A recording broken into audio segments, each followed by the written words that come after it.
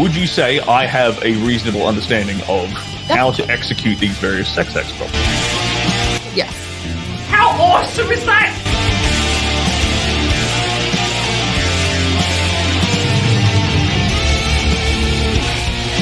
What you're doing is disgusting.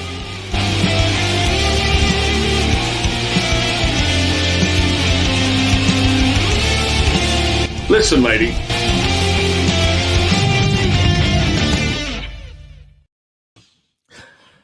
Good afternoon, good morning, good evening. How are we all doing today? Hope you're doing well. It's another beautiful, beautiful start to the week. It's a Monday here in Miami.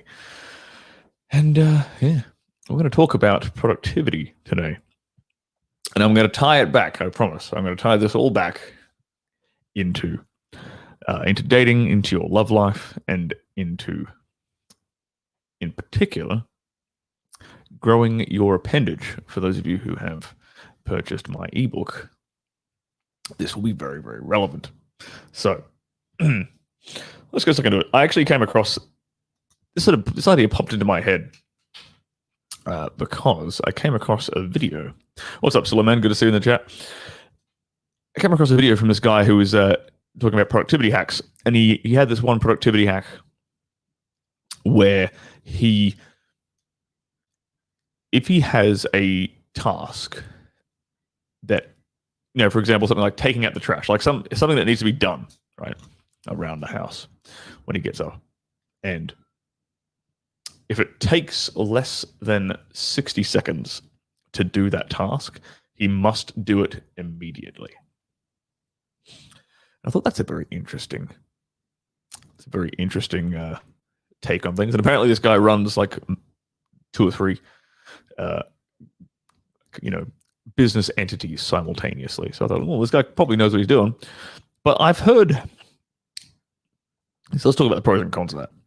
So a lot of the time, I mean, I'm guilty of this mistake. A lot of the time I'll put off like little bullshit tasks, like, oh, look, there's some dishes that need to be put away. There's some trash that needs to be taken out. There's, I don't know, making your bed in the morning. You hear a lot of people talk about productivity hacks. You talk about like, I've heard like military guys, ex-military generals and things talk about, look, first thing you do in the morning, as soon as you get out of bed, is turn around and make your bed up, because then it's like a win. You're starting your day with a win, and then you're starting the day like doing something that is benefiting you in the future.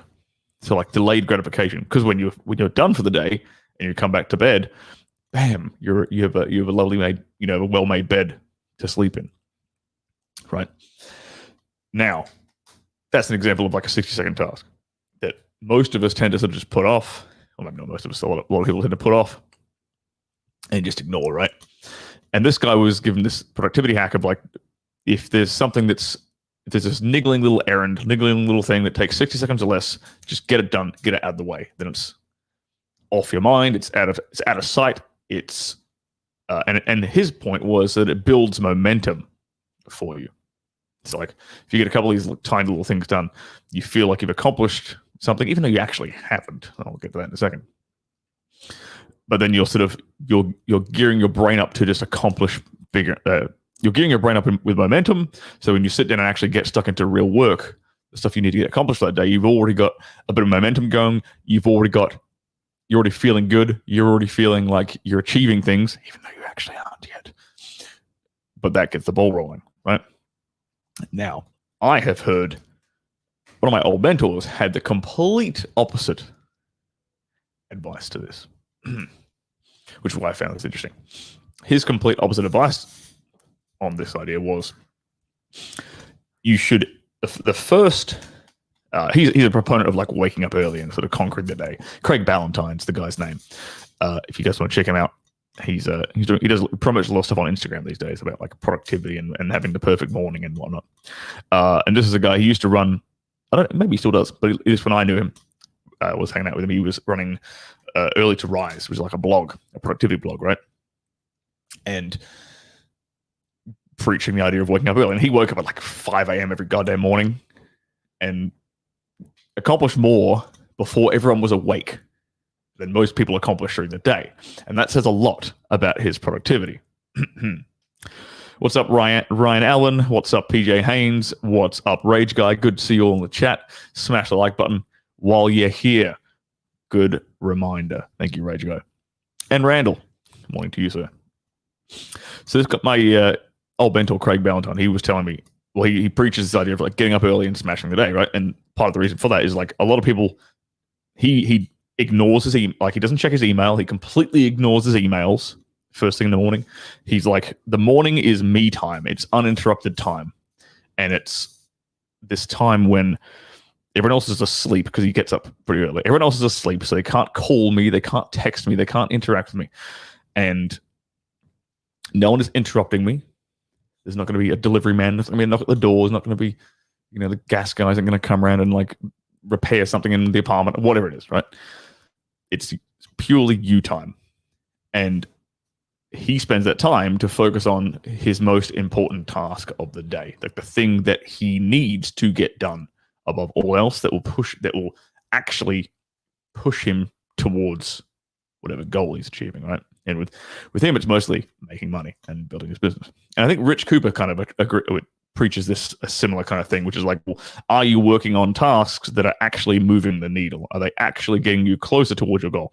Because if you start the day and you're sort of focusing like 1 minute intervals on these sort of niggling little errandy things like taking the trash out, making your bed, whatever it might be, to build momentum, well, then you're also chewing into a lot of your early morning creative energy time. Everyone is a little bit different, but I'm kind of the same. I tend to be the most creative first thing in the morning. Right, I tend to be able to sit down and actually create something new, in particular, like writing. So if I'm writing tweets, if I'm writing emails, whatever it is, first thing or if I'm writing a new course, which I am doing right now, writing a couple of new courses, that creative energy tends to start in the morning, and I ride it all the way through till about lunchtime. I get this I get these like good few hours of just like I'm able to. It's much easier to have creative inspiration and genuinely new thoughts and put them on paper than it is for me to do that, say, later in the evening or in the afternoon. So my old mentor Craig Ballantyne talks a lot about protecting that time in the morning where you are at your most creative and capitalizing on it and using it to, move the needle, as Rich Cooper might say. So it's kind of two schools of thought. One school is like about momentum, like, okay, smashing out these little annoying things. So you got momentum, and you're like, okay, yes, let's ride this wave of momentum. And then the other school of thought is ignore everything else except the most important task for the day and smash that out first and get that done. So I'm curious to what everybody in the chat thinks, because I'm curious to see what other people's what works for you guys. Are you more of the momentum style, or are you more of the focus on the most important thing first kind of style? I'm very, very curious to see what you guys resonate with here. Everyone here, Sean Love from California, Sean Love from everyone else, Ryan Allen, Davina, good to see you guys. New course, Big Dick Energy 101, something like that. Okay, Davina used to wake up to work out at 6 a.m. Interesting. So there's a couple other things I want to talk about here, and that was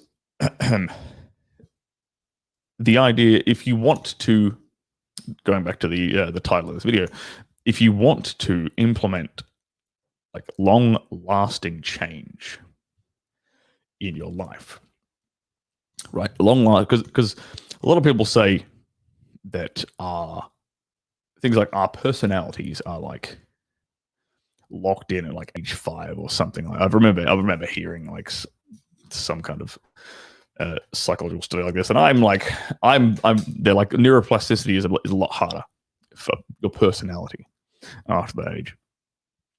I mean, I find that very, very hard to believe, being a guy who's kind of changed his personality quite a bit over the last 20 years.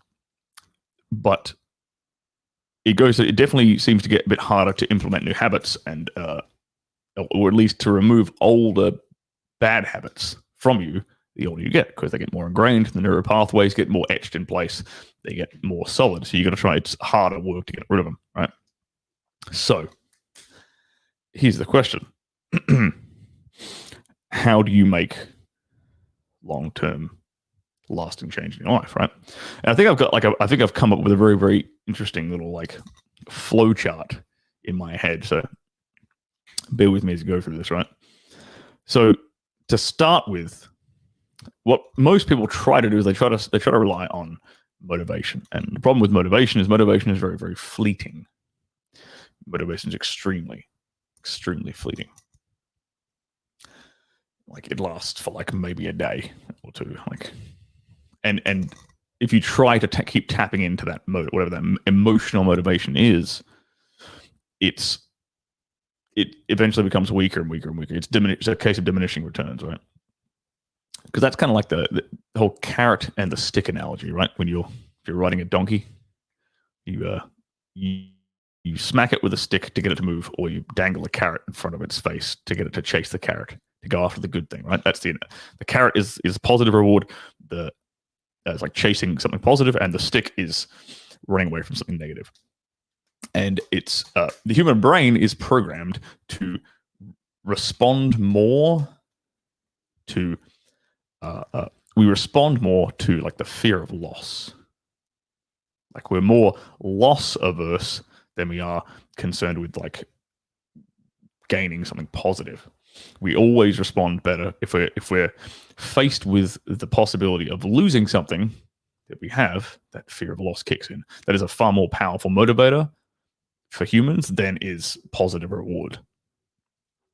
So the stick tends to work better for basically everybody than the carrot in this example, right? So that's where motivation, that idea of motivation is in here's this positive goal that gets me excited, gets me leaping out of bed.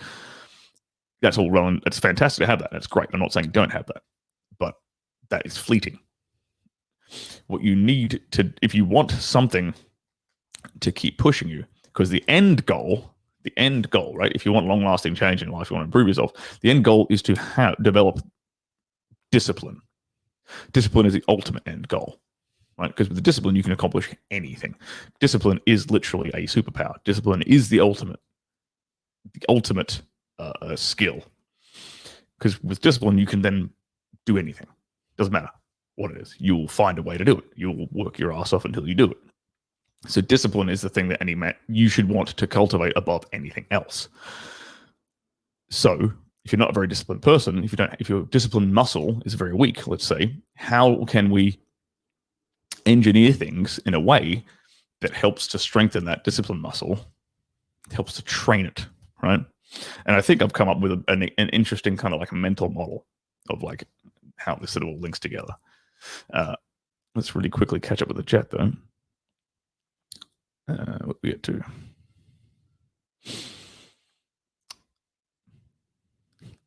So we've got a couple of people saying work out in the morning, a couple of people saying working out later. PJ's a momentum guy. Davina seems like a momentum. 10 p.m. usually earlier. Yeah, exactly, Danny. Jocko Willink, An Extreme Ownership, which is a great book. I highly recommend you read it. I've read that. He talks about discipline equals freedom. Every day he gets up at 4 a.m. and gets in the gym, whether it's his day off, down or day off. That's what my mentor Craig Ballantyne taught me as well. He would say he actually used it. He phrased it a bit differently.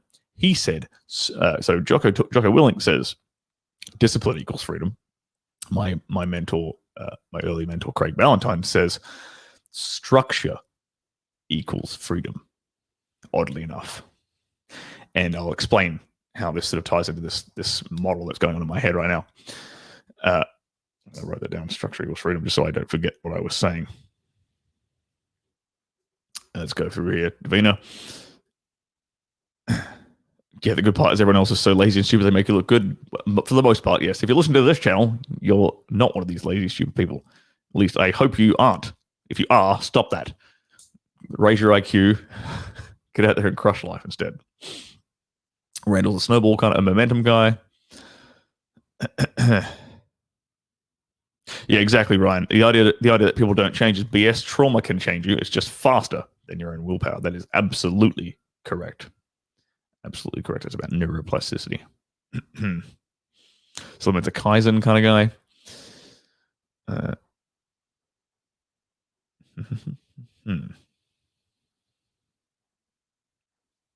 Yes. All right. So let's keep going down this path, right? So the end goal is to strengthen discipline, because with discipline you can do anything, right? So, and motivate. We know that motivation is like fleeting. So discipline comes from habits. Like discipline should be a habit. Like a discipline around a certain act should end up being a unconscious habit. Just to use a simple example, going to the gym every day, or going training every day, or something like that, right? That should become an unconscious habit. It's just what you do. It's just who you are. It's habitual. You don't really have to think about it. You're acting on your discipline makes you do it, right? So we have a habit. So how do you start to build habits if the habit isn't there yet? Well, having a routine is a good way to start building habits, implementing those habits into a daily/weekly routine structure. And this is where I come back to my old mentor, Craig Ballantyne, talking about structure equals freedom. Now, don't get me wrong, there's always a time and a place for having, like, a more free-flowing life.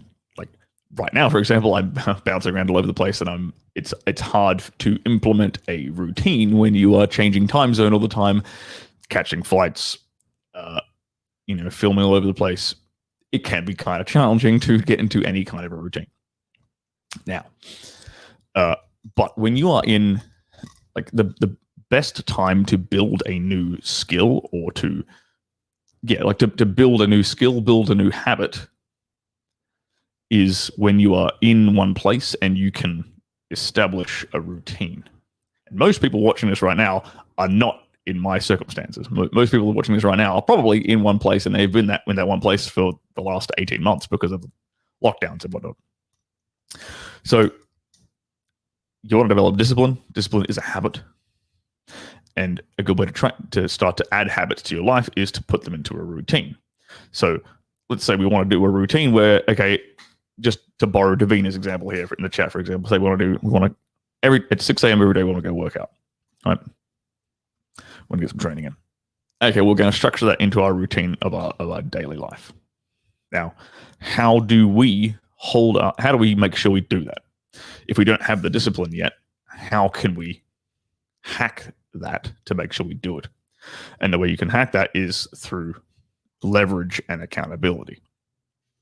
Now, leverage and accountability come from leverage is something that you can do yourself, like something you can engineer yourself, and accountability comes from others, not wanting to let other people down, having a like-minded group of peers who are on a similar goal, who will hold you accountable for fucking up, who will hold you accountable for not doing what you say you're going to do.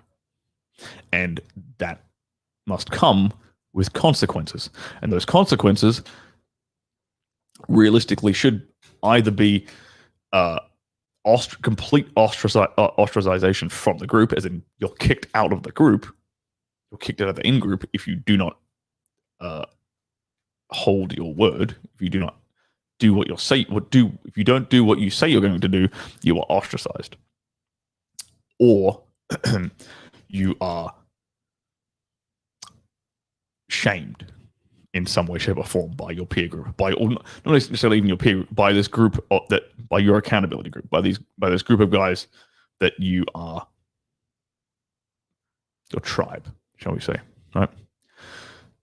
The guys who are holding you accountable to certain actions. They're going to shame you if you don't do what you say you're going to do.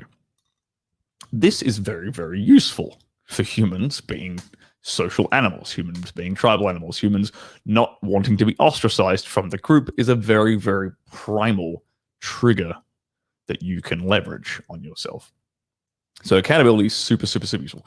But if you don't have if you say, for example, you don't have a group of people to hold you accountable, and this is something that I've been toying around in my head with, is the idea of putting together an accountability group for guys who are taking my my ebook, How I Grew My Penis and Other Porn Industry Secrets, and showing them, like holding them accountable day in, day out to make sure they get results. Because I know that there's going to be guys who are buying my book and who are just reading it and they're not taking action. And I want guys to take action on this. I want guys to actually go out and improve their sex life and actually implement the things I'm teaching them, rather than just sitting back and absorbing the knowledge. I want them to actually do it. So I'm thinking of putting together like a monthly membership kind of Patreon situation, which is going to be an accountability group for all of us to like hold each other accountable with consequences. The consequences being ostracization, shame, whatever it might be. Because consequences are important. You need consequences motivate actions. You need consequences for not doing what you say you're going to do. So there's something else here, and that's this idea of, okay, so we've got accountability from our peer group.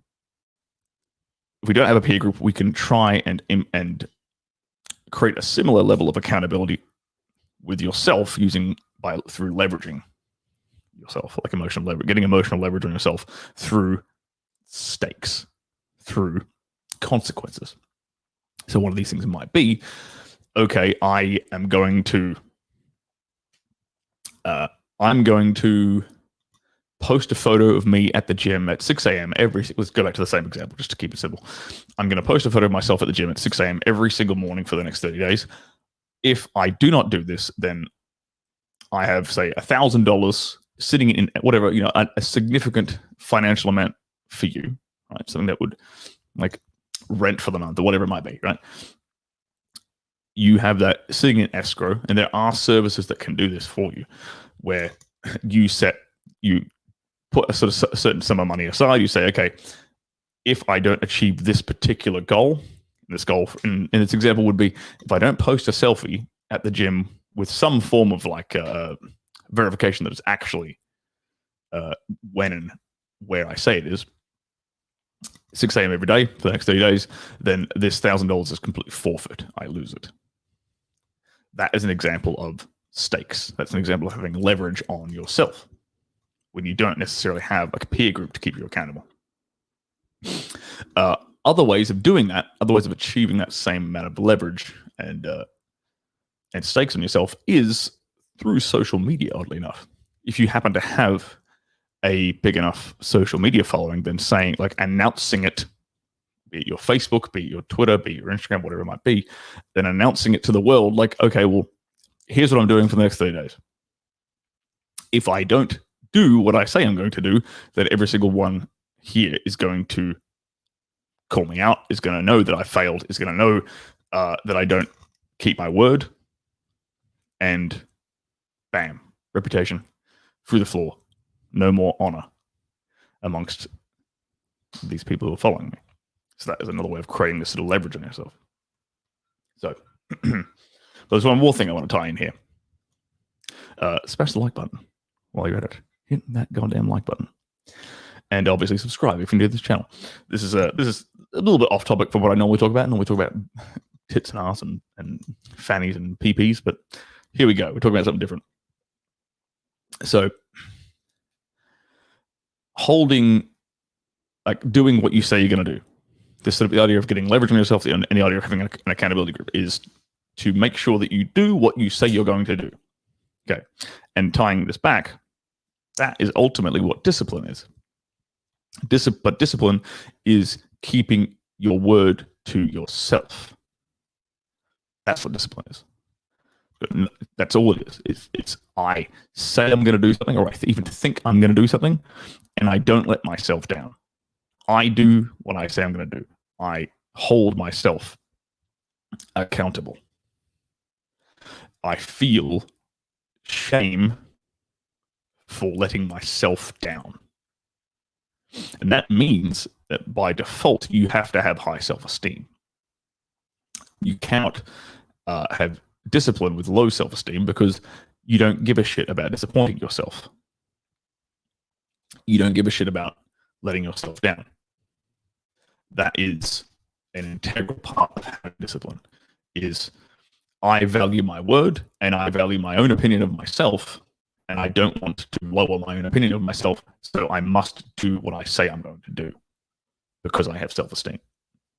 And then you execute what you say you're going to execute on. King Chris with the super chat here. Thank you. Shout out to Stirling. Good work, bro. Thank you very much, King. Thank you very much, Chris. Good to see you in the chat as always, mate. You became a bit of a regular here. I like to see that. Obviously seeing some familiar faces in here. Small dick shaming, exactly right. That's what I'm talking about. I'm going to shame you off having a tiny dick.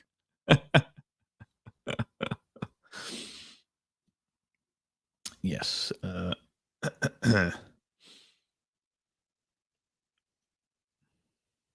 see what else we got on here.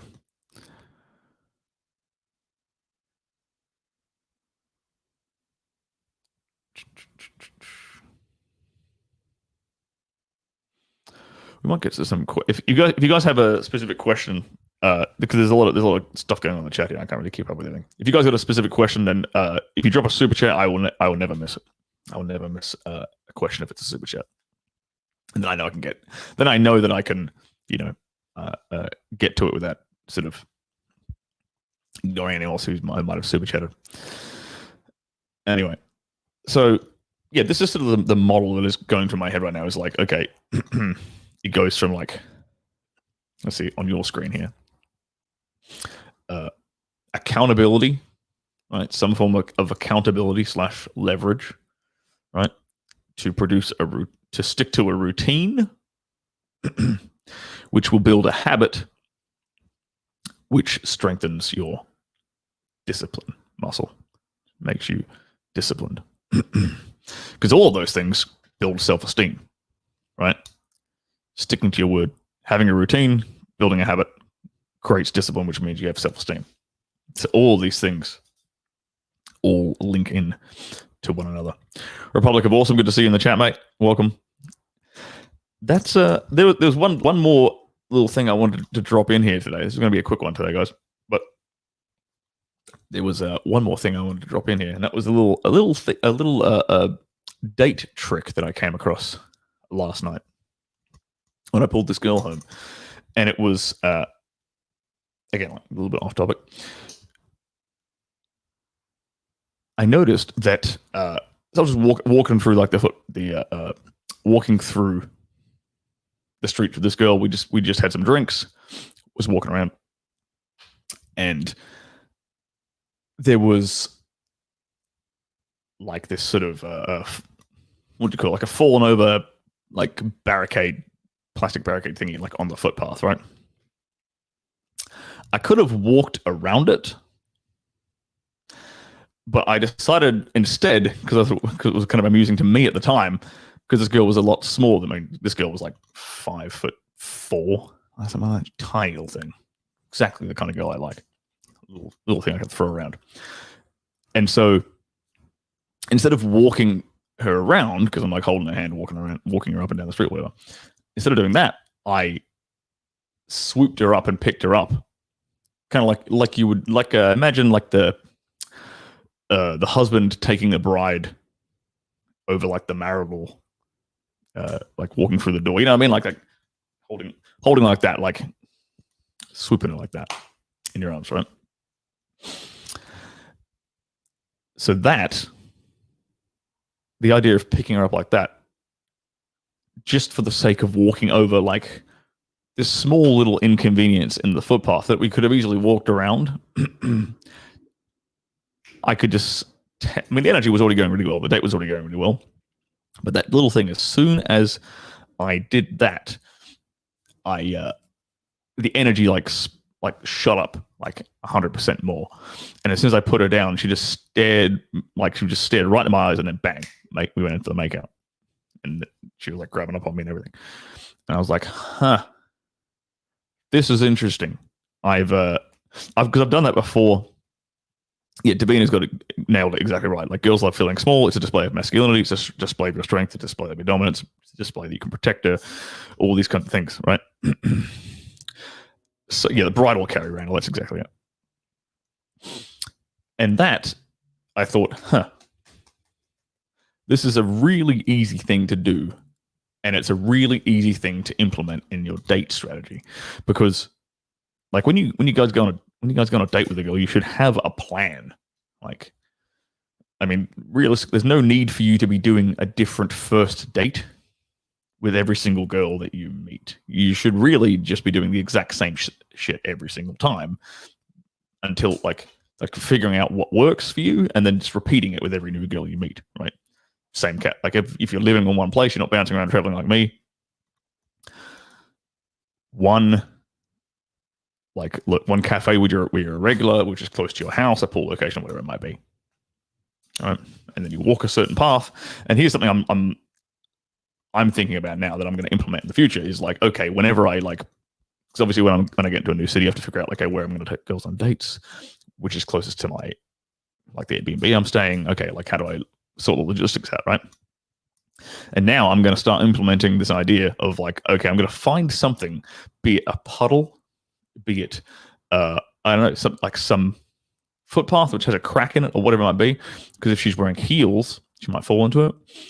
I'm going to deliberately find something on the way from like the cafe to my house, which I have to pick her up over. Very, very deliberate. And make sure I implement this now in my date strategy, because I think that is a fantastic way of demonstrating a lot of really positive, attractive attributes as a man, like everyone has just said in the chat. And it is a tiny little thing. And this, I talked about this on the last live stream, the idea of engineering serendipity. As a guy, you have to engineer this. You have to engineer this, like, these magical sort of moments. And this is why I talk about, like, okay, just figuring out your date structure and just repeating it until you've nailed it down. Because, okay, like, if I can engineer this moment of like picking her up and walking her over something, in her mind, in her reality, in her experience, it's like, oh, it was so romantic. This just happened. There was this thing, and then he picked me up. He literally swept me off my feet. And then we just made out. It was so passionate. It was so spur of the moment. It was so serendipitous. It just happened. But you actually engineered that. It's your job as a man is to lead and to create these sort of situations. Yeah, exactly, Rage Guide. Make it deliberate, but pass it off to her serendipity. When you don't tell her you did this, you don't tell her you're engineering like this, but you're just creating these magical moments for a girl. So it's exactly the same. It's the exact same thing as planning out a cool date for a girl or whatever, right? It's the exact same thing as planning out, like, you know, like inviting a girl out onto a boat. It's like, okay, come join me and my friends on my boat Sunday, and we go like drinking and partying on the river. That's serendipity as well. You're being overt about what you're planning. You're being overt about the serendipity. You're like, okay, here's this cool experience we're going to go do. Come join me. Versus letting it happen. Like, you're engineering it, but to her, you're letting it happen to her. You're sort of just, in her mind, it's just happening like that. Which makes it all the more powerful to her when it happens like that, when she doesn't know it's coming, when it's not, in her head, it's not pre-planned. She doesn't see it coming. It's like more magical. So I want to try something. I want everyone in the chat. I like this. 5'4" is average. Are you measuring them in girl inches the same way porn stars measure their dick? 5'4" is tiny for me. I'm like just over 6 foot. She is tiny compared to me. So there you go. But this is something I want everyone watching the chat right now. First of all, smash the like button, obviously. And second of all, I would like you guys to try this out. We can do like a big group experiment. All right. So right now, everyone who's watching this, over the next week. Let's say we'll report back again on like, what day today? Today's Monday. Monday of next week. I want everyone in the chat who's going, if you go on a date over the next week, or anyone who's watching this in replay, if you go on a date over the next week, here's your homework assignment, is to, when you're walking a girl from, say, the bar or the cafe or wherever, or nightclub, if you pick a girl up at a nightclub, if you happen to be in a place where nightclubs are open, walk her back to your place, and in the process of that, lift her up, carry her over something, pick her up, do the whole bridal carry thing, and carry her over something and put her down. I want you guys to let me know what your experiences are after doing that, what the results are like after doing that. So report back. This is everyone's homework assignment for the next week. You can pick them up and spin them too, Adam. That's a good idea. Yeah, you like pick them up, twirl them around, make a joke out of it. So, man, give it a rest. Stop. Who gives a shit what like the average height of chicks is? If she's smaller than me, she's tiny. That's the definition, my friend. Doesn't matter. Stop being so autistic in my chat.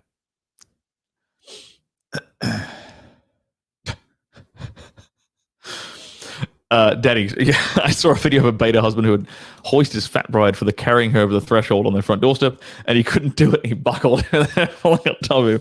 Okay, side tangent here. There is a competition. I think it might be in Germany. I can't remember where exactly. Maybe in the Netherlands somewhere. It's in Europe somewhere. There's a competition called the wife carrying competition, and the idea is you have an obstacle course, and the man has to carry his wife on his shoulders over carry however like they want to carry each other through this obstacle course, and the man who completes the obstacle course first, the winner of the race, wins his wife's weight in beer. So it's this playoff. It's this playoff between like, okay, can I run far? If I have a lighter wife, can I beat everybody and win? Or if I have a bigger wife, I can win more beer. It's like, I think this is the coolest competition I've ever heard of. That reminded me of that. Daddy. Oh boy. Yeah, Tony, if she's over 180 pounds, lift with your legs. Correct. Absolutely correct. Yeah. Randall, the first challenge is to get the date. Well, if you haven't got the date, we'll get on that. All right. You should be going out there and getting dates. Jump on the Tinder.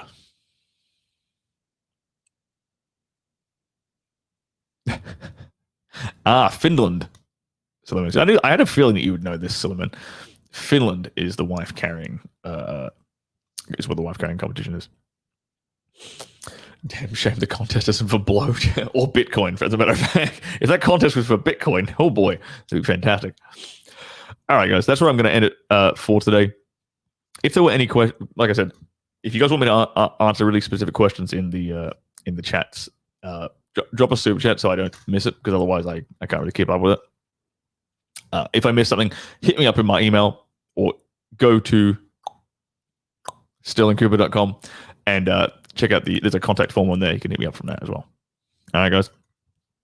In the meantime, you have a fantastic week. Get a freaking date this week so you can try out what I just taught you. And yeah. And if there's goals, if there's things you want to accomplish right now, then get some accountability on yourself. All right? Get some leverage, get some accountability. Use it to implement a routine. Use it to implement the routine long enough so that it becomes habit, and that habit builds your discipline. All right? And then in turn, grows your self-esteem. All right? Go out there and smash it. I will see you guys next time. There's some lovely outro music. Hit the like button, subscribe if you're new, leave a comment down below, as always, and I'll see you guys live again on Friday.